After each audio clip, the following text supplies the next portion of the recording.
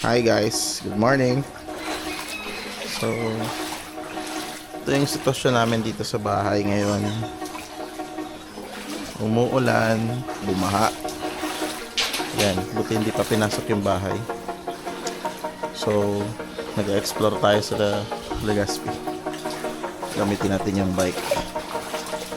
Kasi ito yung pinaka easy na gamitin ngayon. Yep. Buti na lang hindi na tumaas masyado yung tubig. Ouch! Sakit! So ito try natin, magliliba tayo sa Legazpi kung anong sitwasyon. Buti hindi pumasok yung tubig dito. Ayan. Ito sila. Yung sasakyan. Yung motor hindi naman inabot. Lalabas tayo at mag-e-explore. Mano-mano muna. Let's go. Kakaulan ng malakas. Ha? Kakaulan ng malakas. Uulan talaga yan. Papaulan na nga ako.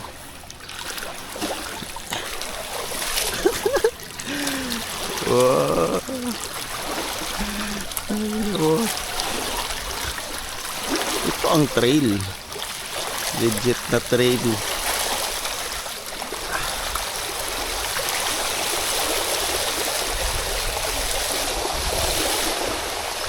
Tinubig na din yung pick up namin. Baha, baha.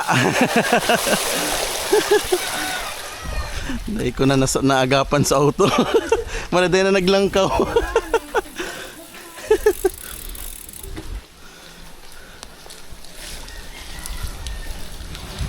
Mag-joyride tayo ngayon. Tingnan natin sitwasyon sa buong Legazpi kung kumusta ba.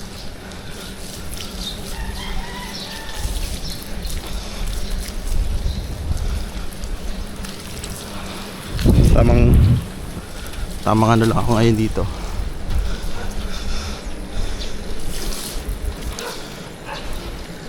Tamang tsinelas lang. Manual gaming. Yep.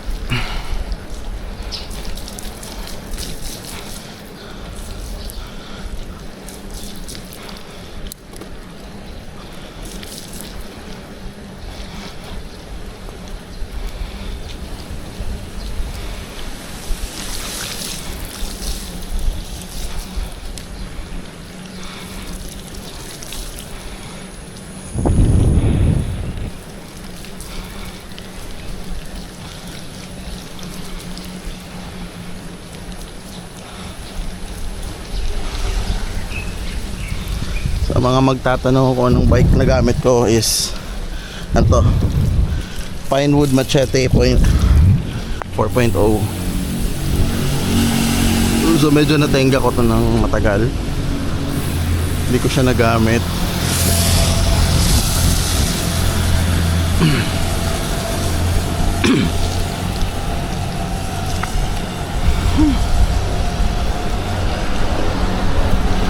Ito try natin yun. Ito try natin kung kaya pa ba natin pumidal. Medyo napahingahan na ako ng super tagal. Last year yung bike ko eh. Medyo na busy tapos tinamad ng konti. Kaya yun.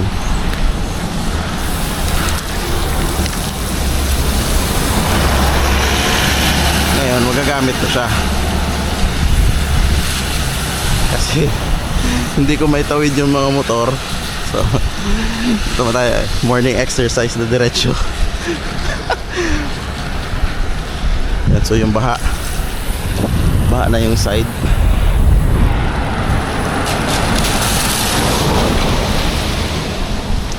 Baha na tong ibang part dito. So yung tubig hindi na kinaya sa kanal, ginawa automatic. Syempre lalabas yung tubig kasi maghahanap siya ng madadaanan.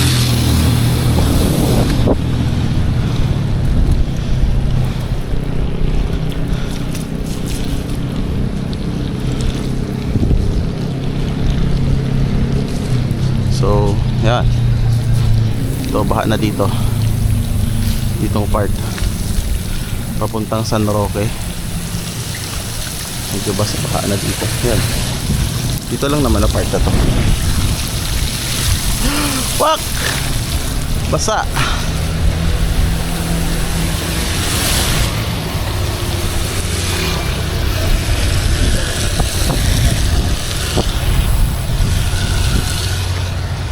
Check! Check natin. Yan. Itong part sa may Caltex Bonot. Yan. Itong sitwasyon dito, baha. Pero parang medyo mild lang naman kasi yan, makikita nyo nakakatawid naman yung tricycle. Oopsie.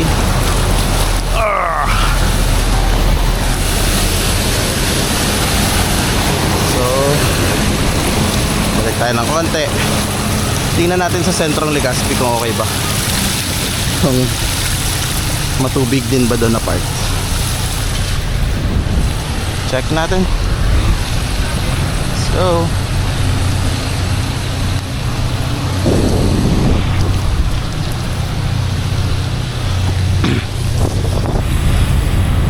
medyo hindi pa naman umapaw pero basa na dun.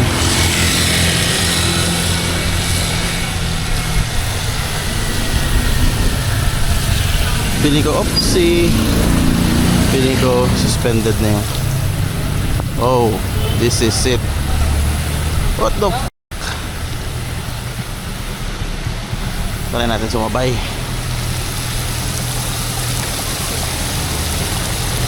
Kuya, wait. Pasabay. Good morning. Good morning everyone. Oh, baha na yung sasakyan.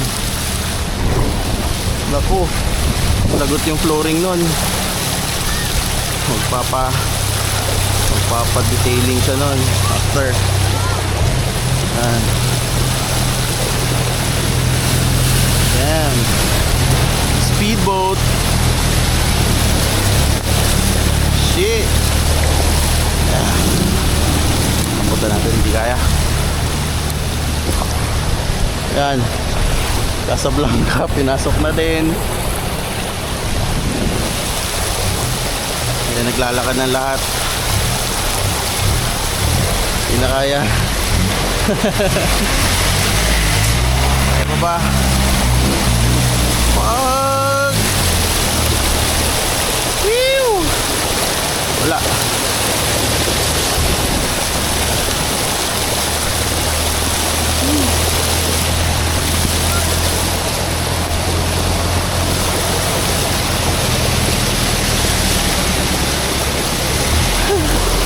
So super baha talaga dito. Shit. Hindi biro yung baha, men.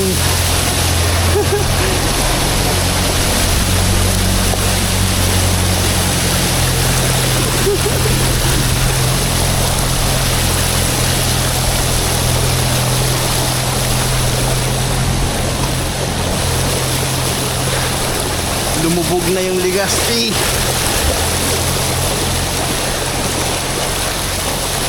Ina, nakakangalay. Hirap pala pumidal pag matubig.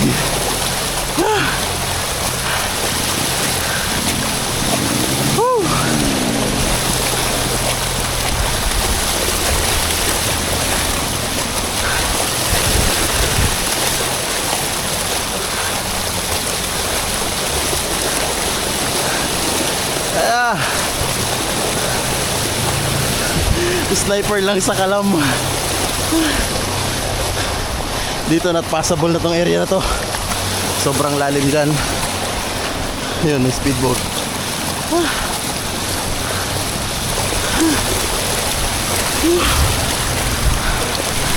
Ilang trip to?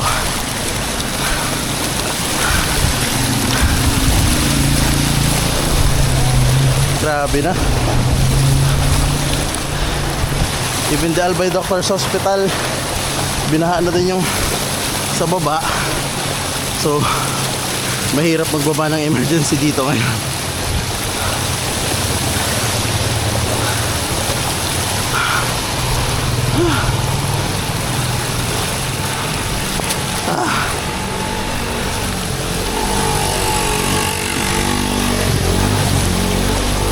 Sorry.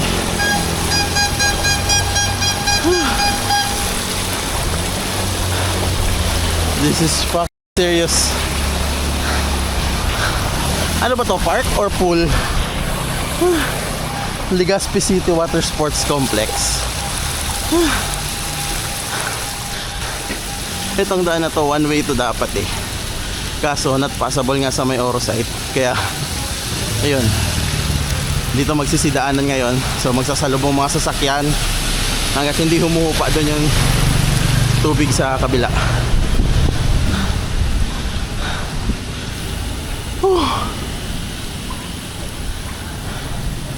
Check natin dito sa may papuntang rotonda. Baka baha din dito. Oh no. Baha din nga. So I don't think if passable tong lugar na to. Yun oh. Buti lang di ako nagpark doon. So actually doon na sa labasan namin, yung sa ano, pwede na doon. So safe naman doon. Kaso yun nga, medyo napasarap yung tulog ko. Hindi ko na naman nailipat yung sasakyan kasi akala ko hindi naman tataas yung tubig. Nagsiikutan na silang lahat. Try natin.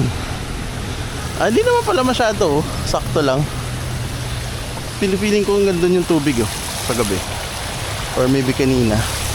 Ito kasi problema dito sa Legazpi. Pag sobrang lakas ng ulan tapos nagkataon na high tide pa, eh wala, talagang magiging tubig na naman sila.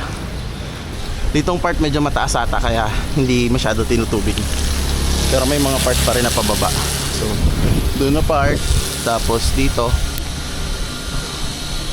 saks lang ah.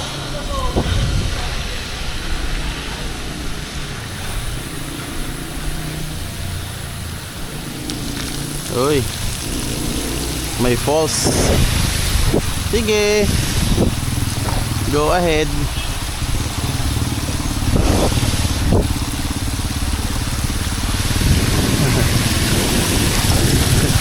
Morning. Whew.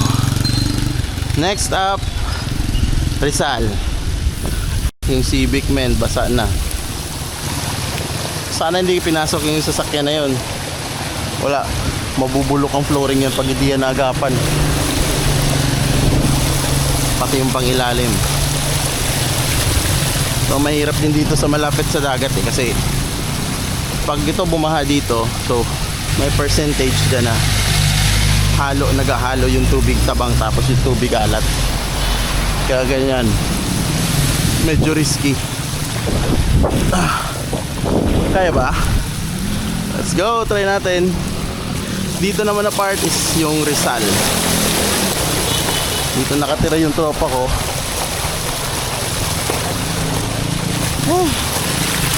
Yan, pedal pa more.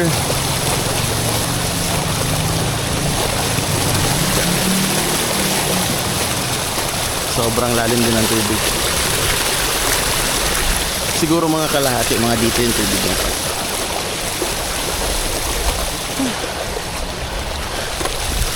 Ay, nakamalas.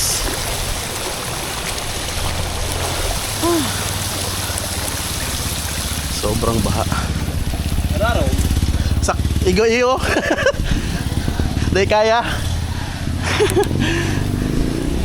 Nagtanong yung tricycle kung malalim daw. Pero feeling ko abutin yun na may hirapan siya dun. So try natin, punta tayo muna sa Puro. Check lang natin. Kahit hanggang Sawangan Park lang. Medyo tumigil na din yung ulan ngayon.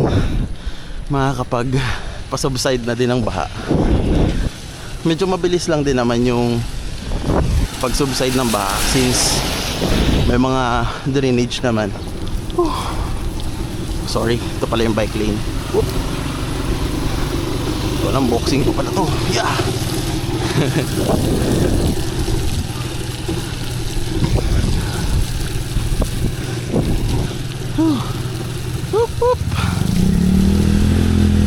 Medyo may konting konting paahon dito. Let's go.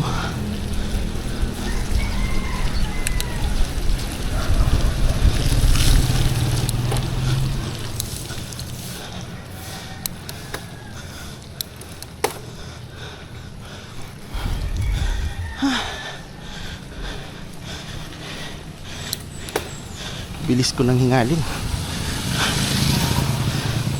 Kulang na sa ensayo. Sigurado mananakit ang tuhod ko nito. Buong araw.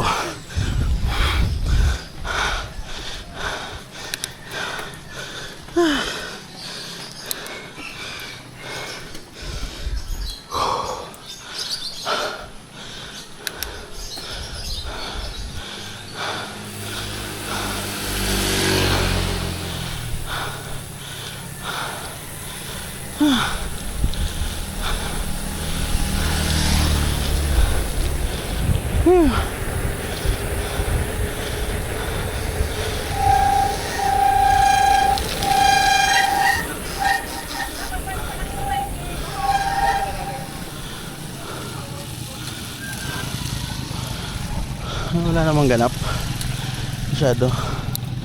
Balik tayo ng konti. This time punta tayo ng SM.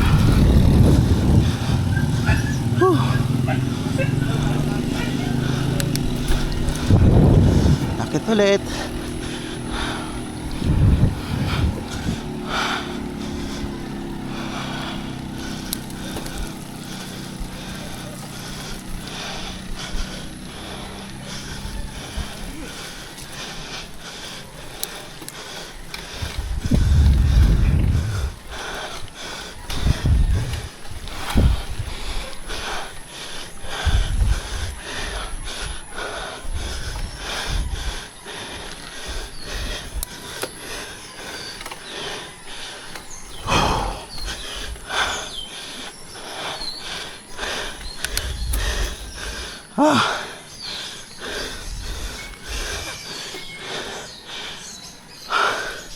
So, sobrang gusto ko mag-explore.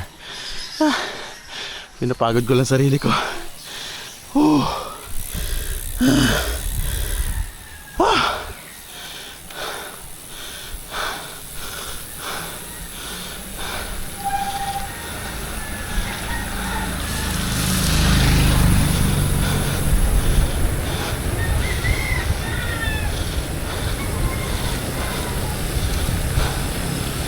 So meron pa dito isang daanan, alam ko eh.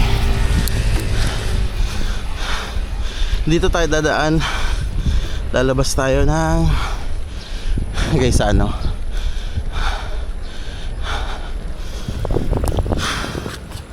sana hindi dito baha.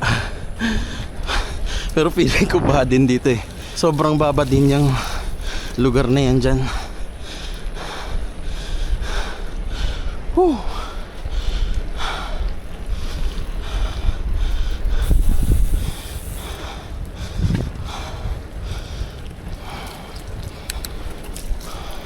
Isa din to sa mga mababang lugar.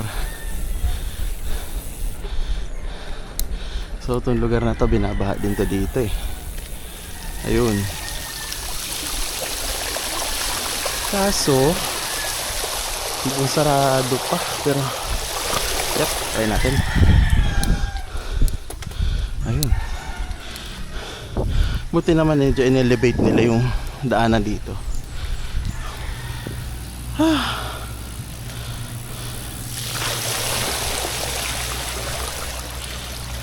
Daan ba ito? Oops.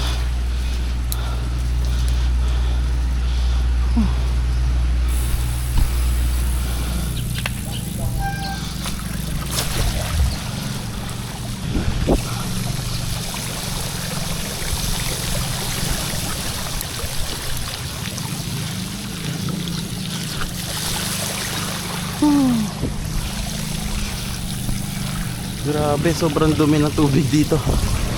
Kulay black. You know, black.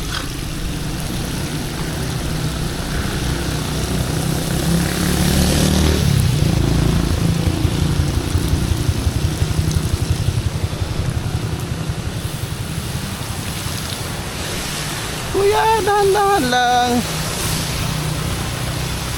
Ang tapik. Thank you.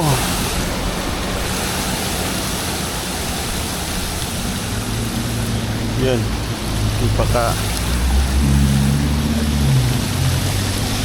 Sige. Go. Dito ako dadaan. Kasi may tubig. Dito na naman tayo.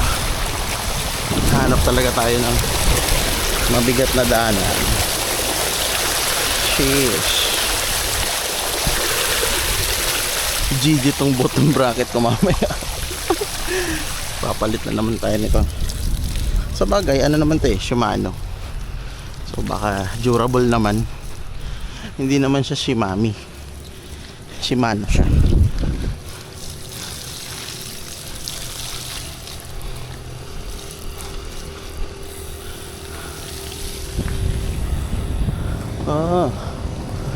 So dati dito nakalagay yung tinatawag naming Hepa Street.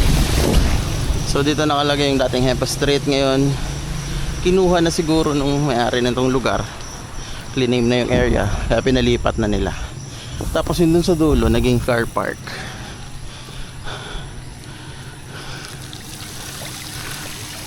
Another baha, another content.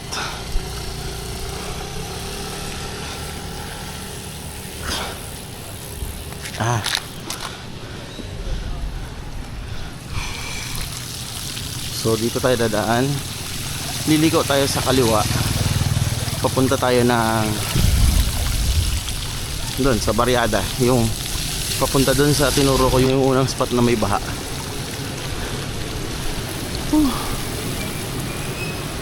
Sarap magganito no. Magbike ka tapos patas yung bike diretso ka Jollibee.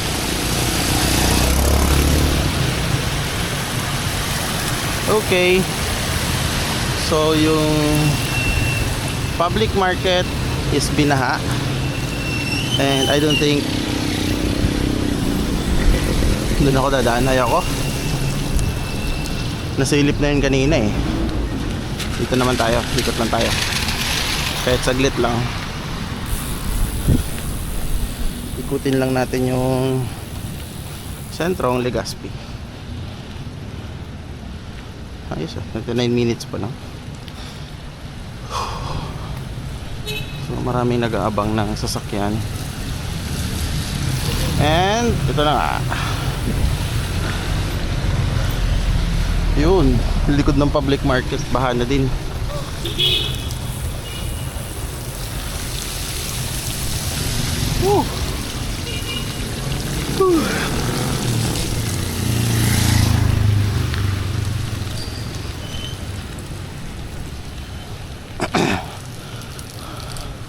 Wait, videohan natin yung tricycle. Damn. Oh, guys. Go.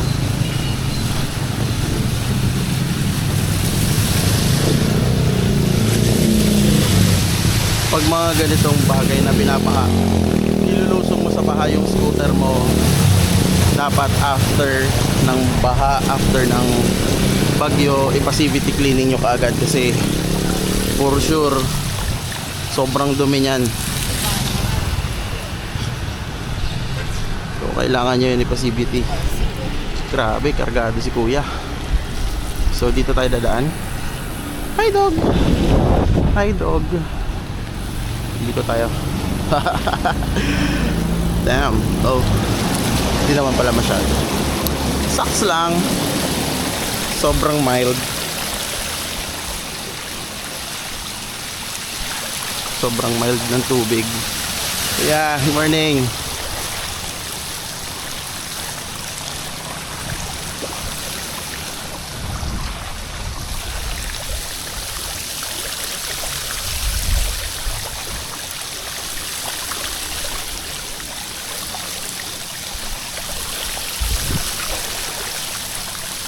Good morning guys. Good morning Legazpi. Walang good sa morning.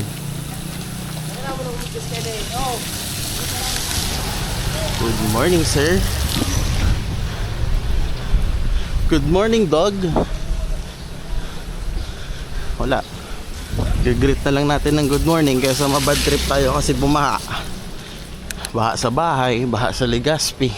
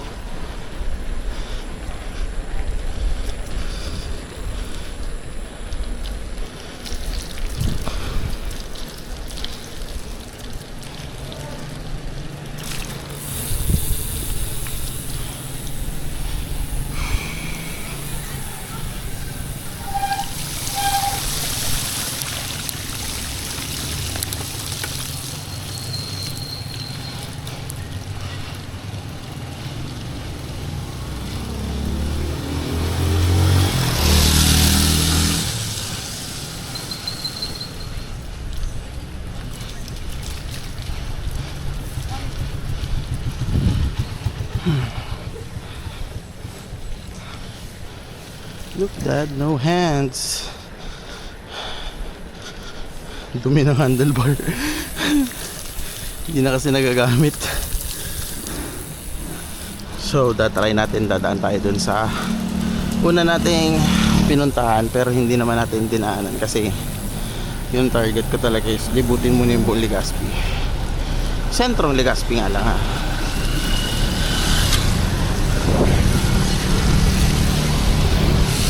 Ito na. Bakbakan na to.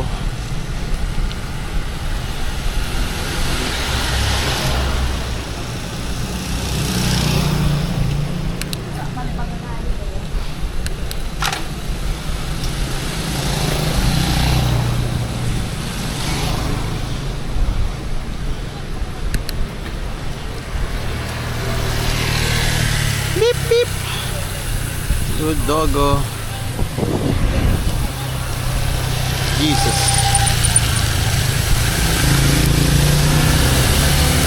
Kung medyo malakas yung loob mo, push mo na. Salang mo na yung bike mo. Salpak mo na yung mountain bike mo. Salpak mo na yung motor mo. Basta after mong isabak sa baha, lalo na pag scooter, tapos medyo abot yung yung CVT, pa-cleaning ka kaagad.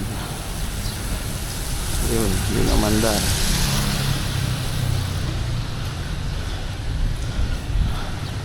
Pinasok ata ng tubig.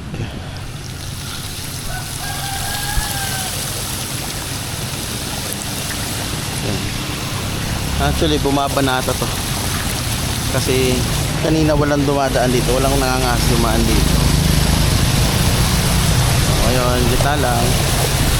Yung advantage pag ganun yung mga motor, yung mga manual, kasi yung filter medyo nakaangat,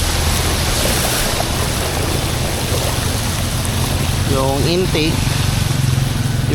nya, air intake, medyo nakaangat siya compare sa mga scooter. So konti lang tendency na mababasa. 30 minutes na din yung inikot ko dun. Yun, bumaba na dito yung tubig. Bilis lang, oh. Kasi nga low tide na. So nag high tide siya ng around 4 AM I think. Maglo low tide. Nag low tide ko, maalala kong anong oras yung low tide. Tapos syempre uhupan na din yung baha kasi nga may daanan yung tubig na. Yung spot namin, yung area namin sa bahay is sobrang lapit sa dagat. Tapos may katabi pa kaming dike, kaya talagang babaha sa lugar namin. GG ka, sir. Pinasok ng tubig.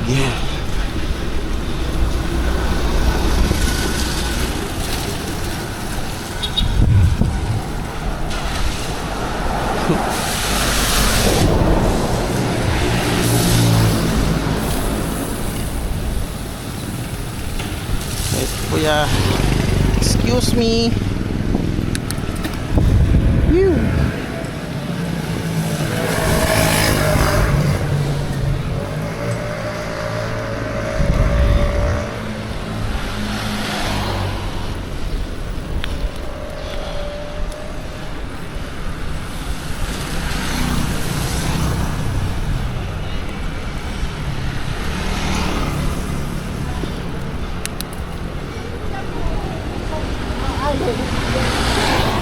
Kailangan na natin umuwi. Kailangan ko nang umuwi. Ihahatid ko pa siya sa office. Kaya dapat makauwi na ako para makapagpahinga pa ng konti. Hindi ko kulang sa hangin yung gulong ko. Wala nga. Dapat pala binombahan ko kanina.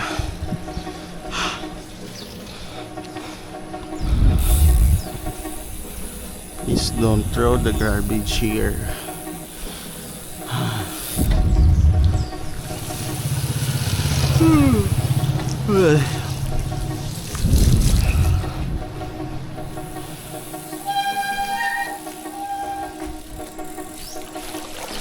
Humupa na nga yung baha.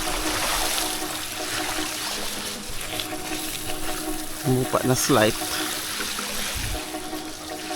Pero baha pa rin.